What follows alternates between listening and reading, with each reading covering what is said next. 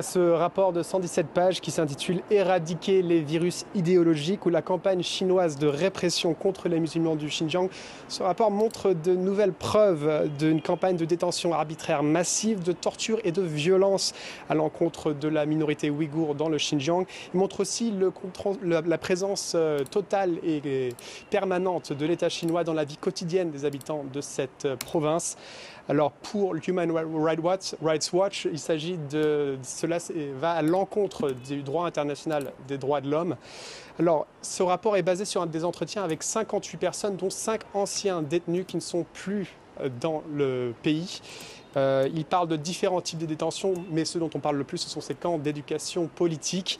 Alors, ils n'ont aucune fondation légale dans le droit chinois. Et dans ces camps, les détenus sont forcés d'apprendre le mandarin, sont forcés de chanter les louanges du Parti communiste et sont forcés de mémoriser par cœur les règles de vie qui s'appliquent spécifiquement aux minorités musulmanes, des choses comme ne pas se laisser pousser la barbe quand on est jeune ou l'interdiction de prier ailleurs qu'à la mosquée quand on est plusieurs.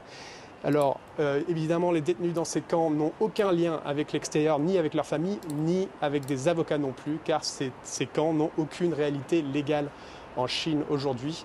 Ce rapport parle aussi de la surveillance totale de l'État chinois dans le Xinjiang, notamment de l'utilisation de la reconnaissance faciale, la technologie de la reconnaissance faciale et de contrôle d'identité permanent.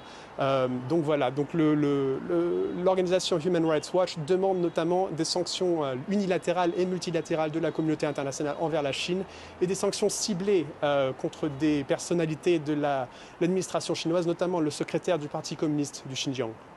Charles, rapidement, quels sont les commentaires faits par la Chine sur ce qui se passe au Xinjiang?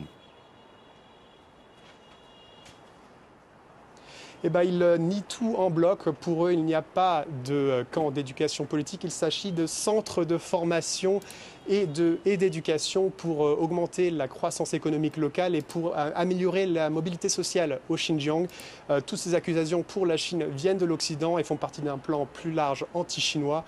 Ils nient tout en bloc. Pour les Chinois, les libertés fondamentales sont respectées au Xinjiang et la Chine, comme tout autre pays, a droit de mettre en place ses propres politiques antiterroristes. Charles Pellegrin, depuis Pékin pour France 24. Merci beaucoup, Charles.